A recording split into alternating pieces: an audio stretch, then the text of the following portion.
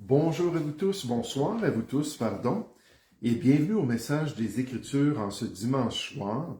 Bienvenue à notre retour au manuel de vie de l'Église, alors que nous sommes à nos premiers pas en 2025. Ce soir, nous allons faire, comme ça va se produire occasionnellement en 2025, on va chercher dans le livre des Proverbes une vérité pour l'enfant de Dieu. Donc, cherchons ensemble dans le livre des Proverbes, dans l'Ancien Testament, une vérité pour le chrétien. Le livre de la sagesse communiquée au roi Salomon et qui est cité dans la Nouvelle Alliance pour instruire les chrétiens avec des principes de sagesse pour leur relation avec Dieu. Des vérités à retenir dans leur marche avec le Seigneur. Comme par exemple dans l'Épître aux Hébreux au chapitre 12, versets 5 et 6, où on leur rappelle qu'il ne faut pas mépriser le châtiment du Seigneur et ne pas perdre courage lorsqu'il nous reprend. Puis on nous dit pourquoi, car le Seigneur châtie celui qu'il aime et il frappe de la verge tous ceux qu'il reconnaît pour ses fils. Donc, Proverbe chapitre 3 est cité dans ce passage-là pour dire aux enfants de Dieu, voici, quand Dieu envoie des difficultés dans votre vie, ne méprisez pas ce qu'il est en train de faire en vous. Mais ce soir, j'aimerais qu'on puisse considérer ensemble le besoin d'être bien entouré. Le besoin d'être bien entouré d'après la sagesse de Dieu.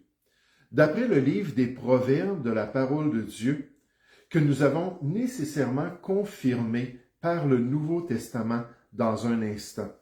Le besoin d'être bien entouré. Le besoin pour le chrétien d'avoir de bonnes personnes, de bonne compagnie dans sa vie en 2025. Le besoin d'avoir un entourage béni du Seigneur d'après les principes de sa parole. Alors que les gens qu'on côtoie vont nous aider dans les voies de Dieu. Puis en fait, il y a seulement deux options concernant les accompagnements qu'on a en tant que chrétiens. Soit que les gens vont nous aider à vivre pour Dieu, ou soit que les gens vont être un obstacle à notre vie dans le Seigneur. C'est une ou l'autre de ces deux options-là. Soit qu'ils vont nous aider, ou ils vont être un obstacle. Il y avait un dicton populaire au début de ma vie chrétienne, puis peut-être que vous en avez entendu une version. Je vais vous dire les deux versions. Donc, on nous disait toujours, dis-moi qui sont tes amis et je te dirai qui tu es. Dis-moi qui sont tes amis et je te dirai qui tu es. Quel genre de chrétien tu es d'après le choix de tes amis. Ça, je l'ai entendu souvent. Mais il y a une autre version qui, moi, me frappait encore plus parce que ça parlait de conséquences. C'était « Dis-moi qui sont tes amis et je te dirai où se dirige ta vie chrétienne. » Dis-moi qui sont tes amis et je vais te dire où tu t'en vas en tant qu'enfant de Dieu, où tu te diriges dans ta marche avec le Seigneur. Puis évidemment, le chrétien doit bien choisir ses amis qui l'accompagneront durant l'année 2025. Il doit choisir des influences sur sa vie chrétienne. Puis d'après cette vérité du livre des Proverbes, on va voir que c'est rehaussé qu'il y a un impact selon la décision qu'on va prendre. Regardez dans Proverbes chapitre 13, les versets 20 et 21, mais surtout le verset 20. Proverbes chapitre 13, on nous dit au verset 20, « Celui qui fréquente les sages devient sage. » Je trouve ça intéressant avec le message qu'on a eu ce matin, avec cette idée-là d'avoir un cœur enseignant, puis d'être prêt à progresser dans les voies de Dieu, puis aller de l'avant pour la gloire du Seigneur. Là, on nous dit, celui qui fréquente les sages devient sage, mais celui qui se plaît avec les insensés s'en trouve mal. Verset 21, le malheur poursuit ceux qui pêchent, mais le bonheur récompense les justes. D'où l'importance de bien choisir nos amis. Il y a une bénédiction d'après ce passage de fréquenter des sages, d'avoir des justes comme amis, des gens qui suivent le Seigneur et qui accomplissent sa volonté. Des personnes qui sont intéressées à la parole de Dieu et au plan de Dieu pour leur vie. des gens qui ont à cœur le Dieu de la Bible et la Bible de ce Dieu. David, dans son bel éloge de la parole de Dieu, dans le psaume 119, présente cette réalité lorsqu'il dit « Je suis l'ami de tous ceux qui te craignent. Je suis l'ami de ceux qui gardent tes ordonnances. » Psaume 119 au verset 63. Il dit aussi au verset 19 « Qu'ils reviennent à moi, ceux qui te craignent et ceux qui connaissent tes préceptes. » Je veux de tels gens dans ma vie, je veux de telles personnes dans mon entourage. Il dit, il y a beaucoup de paix, au verset 165. J'ai tout lu le psaume 119, j'ai regardé cette connexion-là avec les amis. Il y a beaucoup de paix en passant. Le psaume 119 a combien de versets? 175 versets. Donc ça, c'était le verset 165. Mais il y a beaucoup de paix pour ceux qui aiment ta loi. Et il ne leur arrive aucun malheur. Puis nécessairement, David voulait côtoyer de telles personnes. Dans le psaume 101 au verset 6, il s'est exclamé « J'aurai les yeux sur les fidèles du pays, pour qu'ils demeurent auprès de moi. Celui qui marche dans une voie intègre sera mon serviteur. » Wow! Ça serait vraiment merveilleux si c'était un critère d'embauche dans notre société aujourd'hui, qu'on embauche ceux qui ont une voie intègre, parce que David a dit, celui qui marche dans une voie intègre sera mon serviteur. Oui, David avait saisi cette sagesse de s'entourer de personnes qui suivaient le Seigneur et qui vivaient selon sa parole, de choisir parmi le peuple de Dieu les meilleures influences sur sa marche avec Dieu. Un auteur nous dit, une façon de devenir sage est de fréquenter des personnes sages, notamment des compagnons et des enseignants. À l'inverse, fréquenter des insensés entraîne toutes sortes de problèmes. Les mots hébreux, dans l'original de notre passage dans Proverbes chapitre 13, pour se plaire et s'en trouve mal, sont presque identiques dans la langue hébraïque. Donc, ils sont liés ensemble. Quand on se plaît, quand on est attaché, quand on choisit comme amis intimes des gens qui ne sont pas les bonnes personnes, ben on s'en trouve mal, on va avoir des conséquences. Et dit, l'influence des bonnes et des mauvaises associations est un des thèmes qui apparaît souvent dans le livre des Proverbes. Les docteurs Wolver et Zuck. Le pasteur Matthew Henry affirme aussi que ceux qui veulent être bons doivent fréquenter de bonnes compagnies, ce qui est pour eux une preuve en fait qu'ils sont vraiment bons.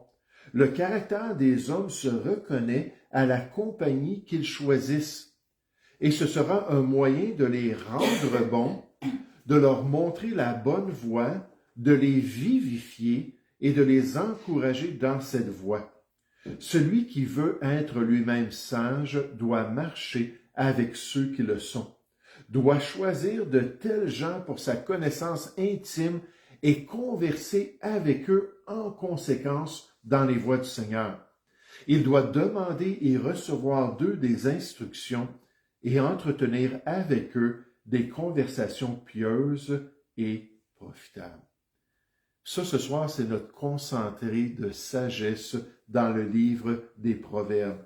Ce besoin d'être entouré cette année en 2025 par des personnes qui sont sages, des personnes qui vont nous aider spirituellement et qui vont nous permettre d'aller de l'avant dans les voies de Dieu. Mais comme d'habitude, lorsqu'on voit quelque chose dans l'Ancien Testament, que ce soit dans le livre des Proverbes, que ce soit dans la moralité de la loi ou d'autres principes en passant, la loi est citée à maintes reprises dans les épîtres qui sont envoyées aux églises pour leur dire qu'il y a beaucoup de sagesse dans la loi de Dieu. On n'est pas sous la loi, mais il y a beaucoup de choses qu'on peut apprendre de la loi.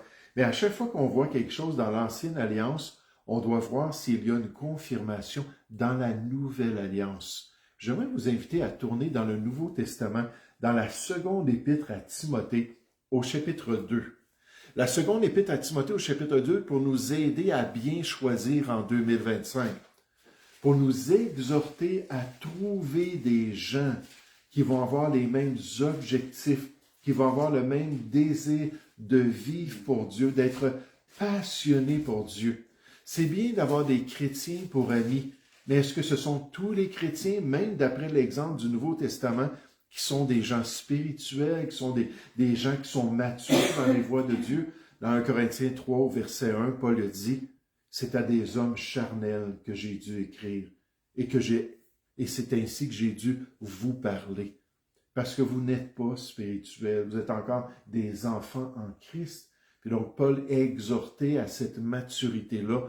Mais quand on choisit des personnes dans notre vie, on doit choisir des personnes qu'on sait qu'ils vont nous influencer à aller de l'avant et non pas à régresser.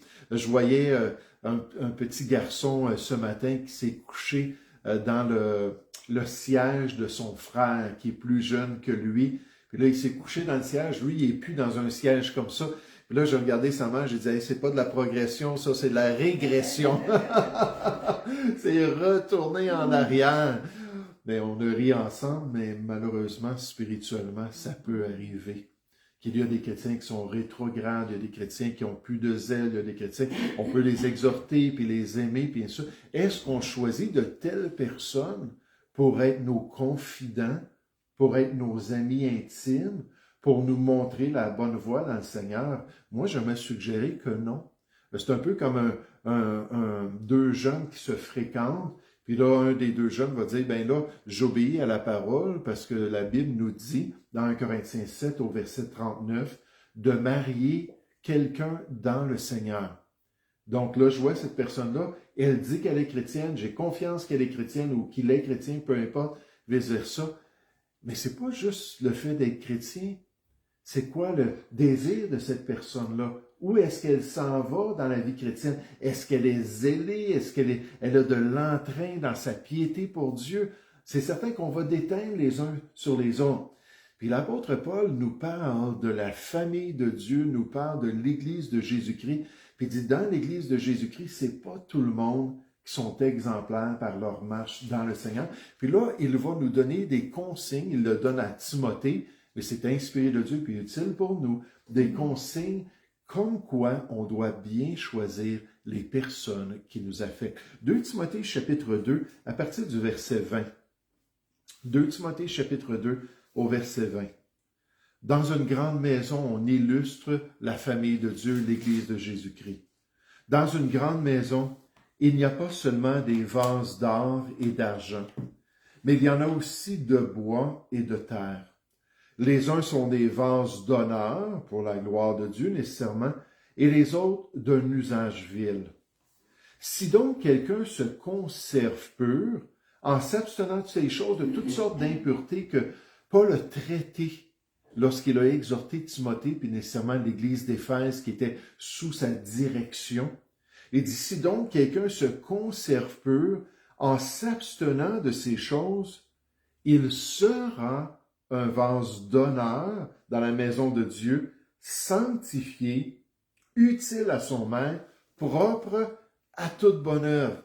Ça, c'est le plan de Dieu, c'est le désir de Dieu, que les enfants de Dieu, que les chrétiens dans l'Église de Jésus-Christ soient en mesure de se sanctifier, soient en mesure de se purifier, de se conserver dans les voies de Dieu de telle manière qu'ils vont être des bons outils entre ses mains, des bons serviteurs pour le Seigneur.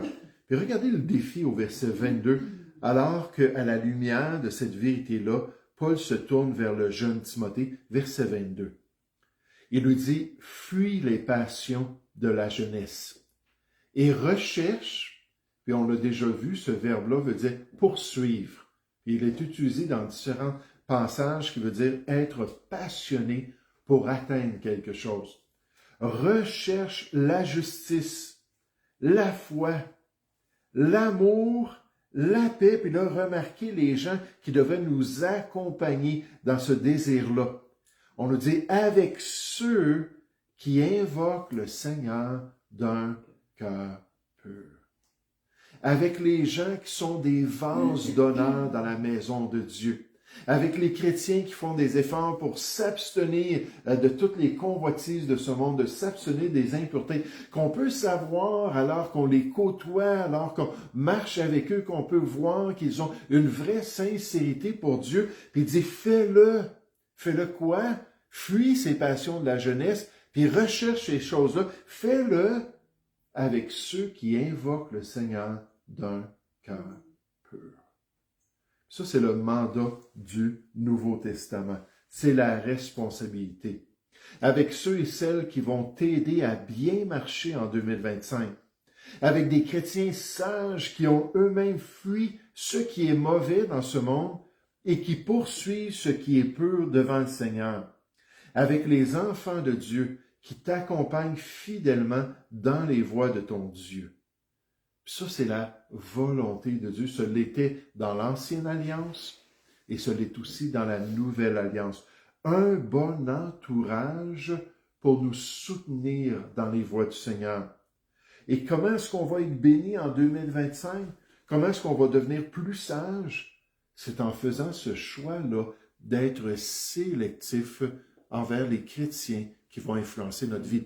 Là, je ne parle pas de commencer à faire des clics dans l'Église, puis pas avoir de contact avec certains chrétiens qui ne sont pas rendus à un certain endroit. On nous dit dans Colossiens 3 au verset 15, au point où nous sommes parvenus, pardon, c'est Philippiens 3 au verset 15, au point où nous sommes parvenus. Marchons de même pas. Fait que ça veut dire qu'on est tous à des endroits différents. Dans l'Église, il n'y a pas de favoritisme. Dans l'Église, on va aimer les frères et les sœurs.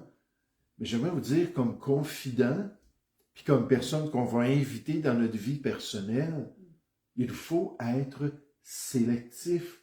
Moi, j'en reviens pas quand j'entends des chrétiens dire « Oui, mais c'est un chrétien. » C'est leur argument pour dire « Ben, la personne, je sais qu'elle fait telle et telle chose de mauvaise, mais c'est un chrétien.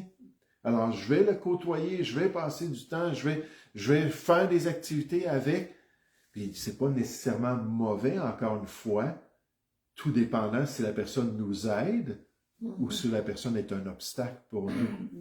Puis là, c'est là qu'on doit peser ces choses-là. Le pasteur Warren Wiersbe, qu'on aime bien nécessairement, qui est très pratique, nous rappelle la signification de notre passage dans 2 Timothée, chapitre 2.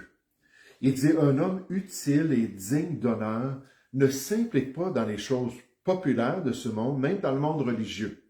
Il doit rester saint, ce qui signifie qu'il doit être séparé de tout ce qui pourrait le souiller dans sa marche avec Dieu. » En fait, la sainteté, c'est plus que ça. Là, je sais qu'il va développer ça un peu plus loin, mais la sainteté, vous vous rappelez d'1 Pierre 1,15, qui est le grand commandement du Nouveau Testament. Puisque celui qui vous a appelé est saint, vous aussi soyez saints dans toute votre conduite. Puis donc, Dieu nous appelle à la sainteté, mais cette sanctification-là a un aspect positif puis un aspect négatif. L'aspect négatif, c'est d'enlever le mal de notre vie. Puis l'aspect positif, c'est de rajouter le bien à notre vie. De s'assurer de marcher encore plus dans les voies de Dieu, puis encore plus de glorifier le Seigneur. Il dit, cela inclut également les péchés de la chair, donc s'enlever ces souillures-là. Paul a utilisé une exhortation similaire dans 1 Timothée, chapitre 6, versets 11 et 12, lorsqu'il ordonne « fuis », 3 petits points, « poursuis », 3 petits points, et « combat ». Fuis, poursuis et combat. La véritable séparation biblique est équilibrée. Nous fuyons le péché, mais nous recherchons de même la justice de Dieu. Si nous ne sommes pas équilibrés, alors nous serons isolés au lieu d'être séparés comme le Seigneur le voudrait. En fait, Paul, l'homme de Dieu, nous ordonne d'être en communion en tant que chrétiens avec ceux qui invoquent le Seigneur d'un cœur pur. C'est triste de voir des croyants qui ne comprennent pas ce besoin de séparation. Pour que Dieu puisse nous utiliser comme de bons vases, nous devons être vides, propres et disponibles. Il nous prendra, nous remplira et nous utilisera pour sa gloire. Mais si nous sommes remplis de péché ou souillés par la désobéissance, il devra d'abord nous purifier et cela pourrait être une expérience très désagréable. Dans la grande maison de l'Église, il y a de vrais croyants qui veulent suivre le Seigneur, et il y a, puis là il marque faux croyants, mais j'oserais dire même de vrais croyants, mais qui n'ont pas ce désir-là de suivre le Seigneur. Nous devons faire preuve de discernement spirituel et veiller à être des vases sanctifiés pour l'honneur de notre Dieu. Qui seront tes amis en 2025? Qui vas-tu laisser t'influencer durant cette année de grâce? Comment vas-tu pratiquer l'enseignement du manuel de vie au niveau de tes fréquentations? Est-ce que c'est possible que Dieu te dise qu'il y a certaines personnes que tu dois enlever de ta vie? Est-ce que c'est possible qu'il te demande de t'attacher à certains croyants qui voudront ton bien pendant cette année de grâce? Quels seront les choix de ton cœur pour la gloire de Dieu? Au début des années 1900, un jeune homme du nom de William Borden, ceux qui connaissent l'émission le connaissent peut-être, héritier d'une immense fortune, a décidé de tout abandonner pour servir Dieu en tant que missionnaire à l'étranger. Ça, quand on étudie les missions, on s'aperçoit de certains personnages qui étaient effectivement très fortunés, comme C.T. Studd. C.T. Studd, c'était le champion anglais je ne sais pas si c'est cricket en français, puis il venait d'une famille bourgeoise, il avait plein d'argent, puis ça. Puis quand Dieu l'a appelé comme frère Borden à son année missionnaire, il a dit, je veux que tu le fasses par la foi. Puis qu'est-ce que ça veut dire? Je veux que tu donnes tout ton argent, toutes tes richesses. Il a dû faire face, lorsqu'il a pris cette décision-là, à la résistance et à l'isolement de la part de certains croyants de son Église, qui n'appréciaient pas les choix de sa vie, puisqu'ils ne voyaient pas l'œuvre de Dieu s'étendre jusqu'aux nations lointaines de ce monde. Donc, ils ne croyaient pas, puis ça c'est vrai au 19e siècle, à cette époque-là, il y avait des gens qui disaient, ne nous parlez pas des nations lointaines, puis des païens, puis ainsi de suite. C'est pas dans le plan de Dieu qu'on aille les atteindre avec l'Évangile. Puis le mouvement missionnaire a eu un départ très difficile avec des gens comme William Carey, qui disaient, non, Dieu veut que tout le monde entende l'Évangile. Puis les gens riaient de lui. Puis ils ne le voulaient pas. Il a fallu qu'il écrive, il a fallu qu'il prêche, il a fallu qu'il enseigne l'Église de Jésus-Christ pour que finalement il y ait un groupe de personnes qui soient prêts à le soutenir. Alors qu'il partait, lui, je pense que c'était pour l'Inde au début. Il était allé en Inde. Puis on l'appelle le père des missions modernes. Donc il y avait quand même cette réticence-là qui était la réalité avec C.T. Studd et avec M. Borden. Mais moi, je me suis posé la question, est-ce que c'est possible qu'il y avait une autre raison pour laquelle les chrétiens n'appréciaient pas cela? Est-ce que peut-être qu'il y avait des conflits d'intérêts? Parce que frère Borden était peut-être très généreux. Il aidait peut-être les gens avec ses richesses, puis il donnait peut-être là, aux gens qui avaient des besoins. Puis là, il a dit, mais je me débarrasse de toute ma fortune. Fait qu'il y avait beaucoup de résistance. William ne s'est toutefois pas laissé décourager et il s'est, détourné de la volonté de son Sauveur pour sa vie. Alors qu'il a choisi de s'entourer d'un groupe de croyants zélés pour les missions qui se trouvaient aussi dans son Église. Donc, il y avait un groupe de personnes, non, tu ne devrais pas faire ça, tu ne devrais pas t'en aller au loin comme ça. Puis finalement, suivre la volonté de Dieu. Puis il y avait d'autres personnes qui disaient, Dieu veut que toutes les nations reçoivent l'Évangile. Ah, il a dit, ça c'est en accord avec ce que Dieu me demande, puis avec son appel. Mais avec cette nouvelle communion, il a été profondément influencé à aller de l'avant, à croître spirituellement, à s'investir plus profondément dans sa relation avec Dieu, dans la prière et la lecture des Écritures.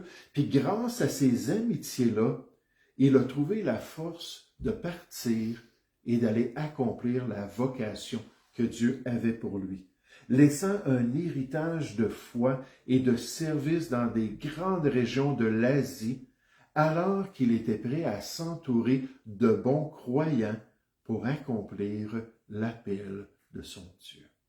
Oh, ce soir, dans l'Ancien Testament, dans le livre des Proverbes, on a entendu « Celui qui fréquente les sages devient sage, mais celui qui se plaît avec les insensés s'en trouve mal. » Dans 2 Timothée, on a vu « Fuis les passions de la jeunesse et recherche la justice, la foi, l'amour, la paix avec ceux qui invoquent le Seigneur d'un cœur pur. Et là, pour nous, en 2025, le choix est entre nos mains. Est-ce qu'on va suivre cette sagesse?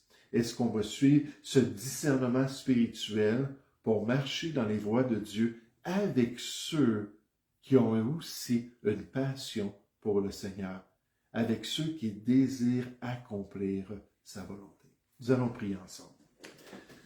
Oui, Père Céleste, Seigneur, on veut te remercier ce soir pour ce privilège de pouvoir regarder ce principe très important en 2025, Seigneur, d'être bien entouré dans notre marche chrétienne, de pouvoir, Seigneur, avoir des gens qui t'aiment dans notre vie, des gens qui veulent suivre ta parole, des gens, comme on a vu ce matin, qui sont prêts à plonger les regards dans la loi parfaite, la loi de la liberté, et des personnes, Seigneur, qui vont nous soutenir dans nos décisions, qui vont nous exhorter envers ton plan et ton appel. Des personnes qui vont nous permettre, Seigneur, par ta grâce, d'accomplir ta volonté pour notre vie. Oh, puisses-tu, Seigneur, nous fortifier, puisses-tu nous aider à progresser et puisses-tu nous permettre, Père, de te glorifier dans cette année 2025. Avec des gens qui ont un cœur pur. Seigneur, nous te prions au nom du Seigneur Jésus. Amen. Amen.